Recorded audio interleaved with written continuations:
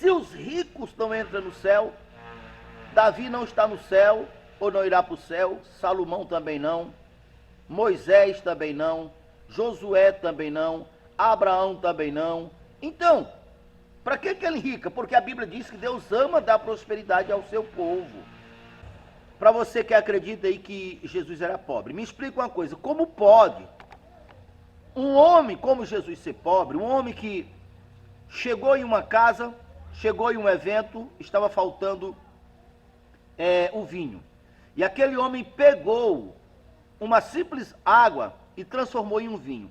Me explica, como é que pode um homem que tem essa fé, esse poder de transmutar água em vinho, ser pobre? E a questão do deserto, como é que pode um homem que tem capacidade de transformar dois peixes, 5 pães, em uma quantidade o suficiente para suprir a necessidade de 5.000 pessoas, como é que pode um homem desse ser pobre? E a pescaria de Pedro?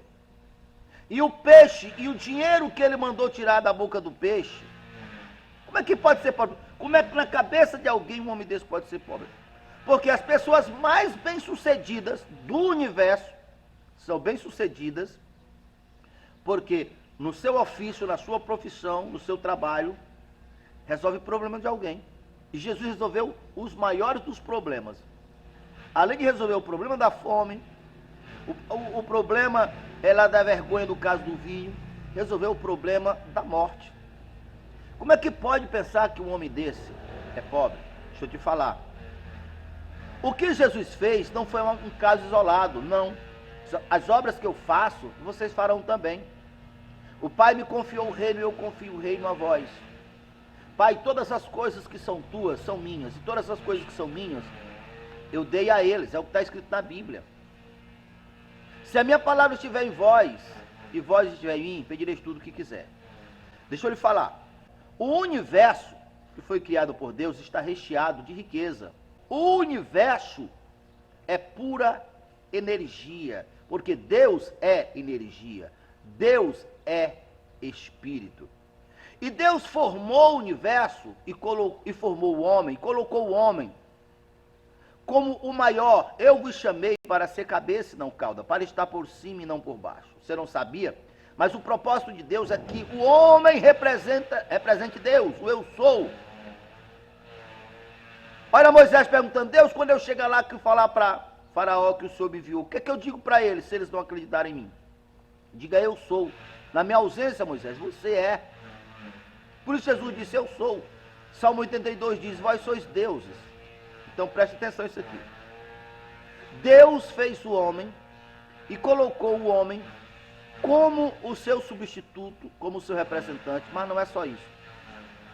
Na formação do homem, na energia formada do homem, colocou o homem, o corpo do homem, a mente do homem, como um instrumento para coordenar o universo, para transformar as substâncias que estão nas regiões celestiais, como Efésios diz, porque Deus já nos abençoou com todas as sortes de bênção, mas as bênçãos estão aonde? Nas regiões celestiais, em Cristo Jesus.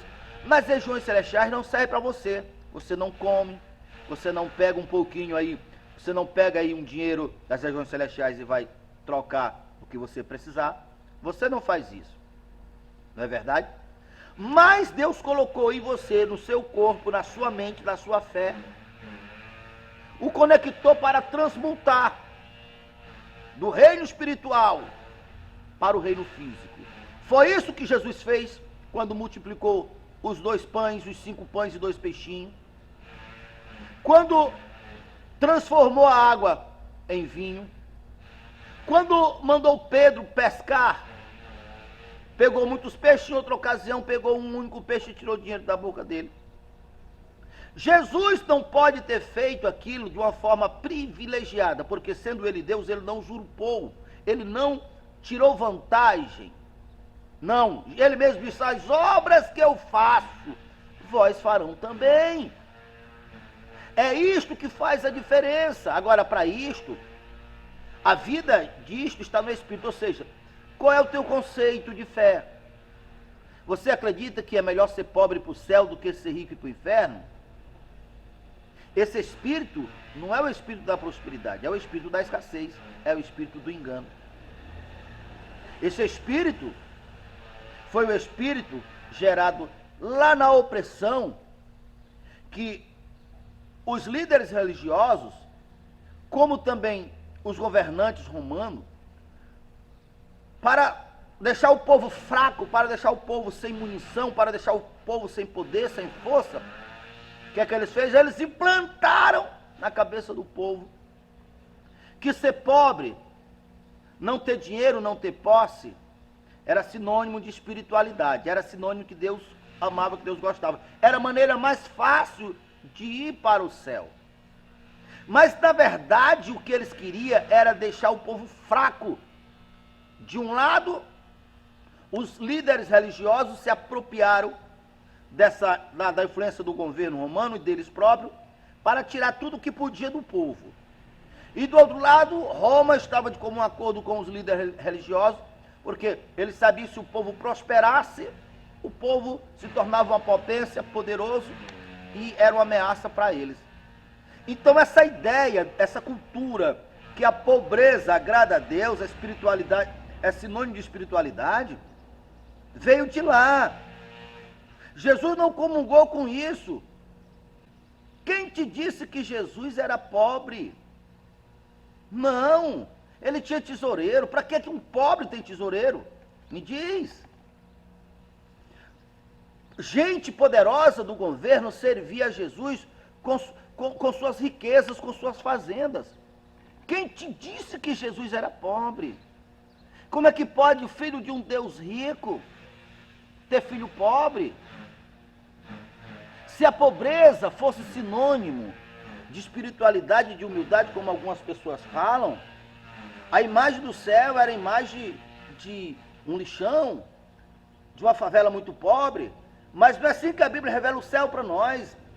A Bíblia revela o céu como ruas de ouro, ruas de diamante, ruas de todo tipo de joia preciosa, e o jardim do Éden, sinônimo de riqueza. Não, meu amigo.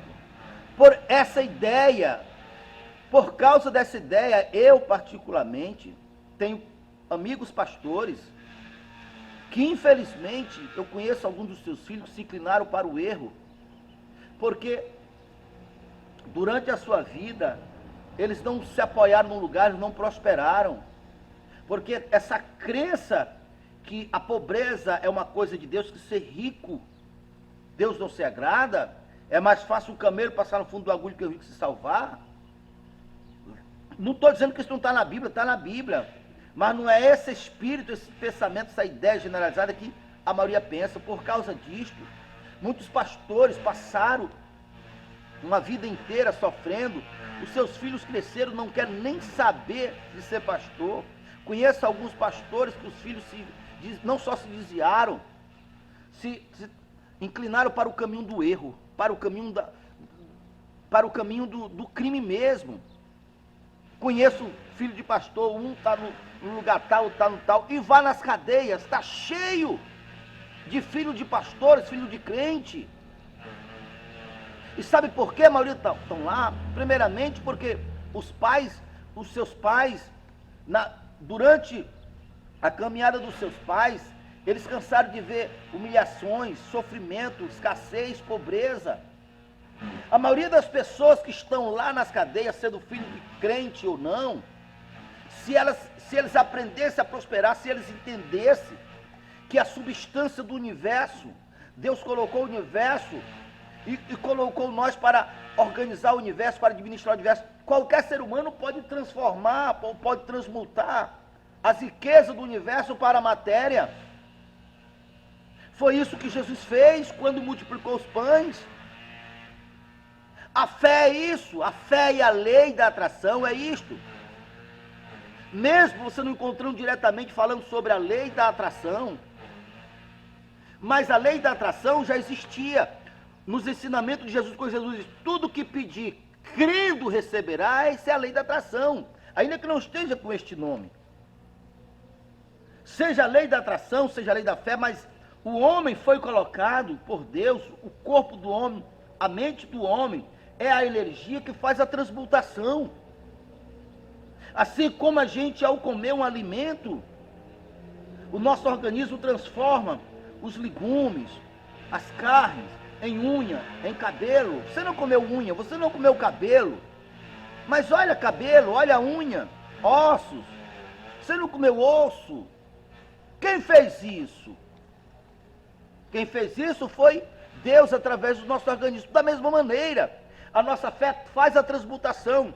As bênçãos estão nas regiões celestiais. Mas lá você não pode comer. Mas lá você não pode usar. É a mesma coisa, plante uma semente. Daqui a pouco, da semente plantada, você come maçã, você come manga. Você não plantou a manga, você não plantou a maçã, você não plantou os galhos. Quem fez isso? Deus, através da terra. Deus projetou a terra para fazer essa transmutação. Deus projetou nossos corpos para fazer essa transmutação. Jesus não tinha acúmulo de dinheiro. A nossa riqueza também não está em acúmulo. Por isso que nós temos confiança para defender o que é correto, para defender o que é nobre, o que é honesto. Entende? Porque nós temos essa fé, nós sabemos disso, sabemos quem somos. Pode ter certeza que desse lugar aqui surgirão muitos ricos. E pode ter certeza que lá no milênio, no reinado de Jesus, vai ter uma multidão proveniente daqui do nosso chamado, nosso ministério. Porque nós entendemos a fé. Nós estamos aqui na cidade de Açailândia, no Maranhão, Parque Jardim. Aqui desse lado aqui tem uma torre como final da rua. A poucos metros daqui, você vê lá é a BR. Bem ali na entrada tem um comércio chamado Furo da Macaca, um comércio bem diferente, bem grande. Vende bastante coisas rústicas, vindo em sentido Açailândia para Itinga. Você passa aqui no bairro, obviamente chegando em Açailândia, é um bairro planejado, um bairro muito bom, já é uma realidade. E aqui está nosso templo, o templo da nossa igreja. E quando você que está, se esse vídeo chegou até você, vem aqui experimentar, aprender, entender, porque a força está no Espírito, que define é o Espírito. A minha palavra é Espírito e vida. Se o teu espírito é um espírito de escassez, espírito de medo, preocupação, insegurança, dúvidas, culpa, esse espírito, ou desse espírito não nascerá riqueza, não nascerá prosperidade. Porque o espírito é a semente, o coração do homem é a terra. Agora, se tiver convicções de quem é você, se tiver convicção que o céu, o Pai eterno, fez o universo e suas leis, e fez você e colocou para administrar, dominar sobre todas as coisas, você entender isso e se posicionar, aquilo que você precisar, aquilo Deus estará, aquilo Deus lhe dá. Para você que tem sonhos perdidos, essa partida ainda não terminou. Basta você crer no Deus do impossível. Você vai ver teus sonhos baterem em sua porta, dizendo a você: estava perdido, mas estou de volta. Você vai ver seus sonhos baterem em sua porta, dizendo a você: estava perdido, mas estou de volta.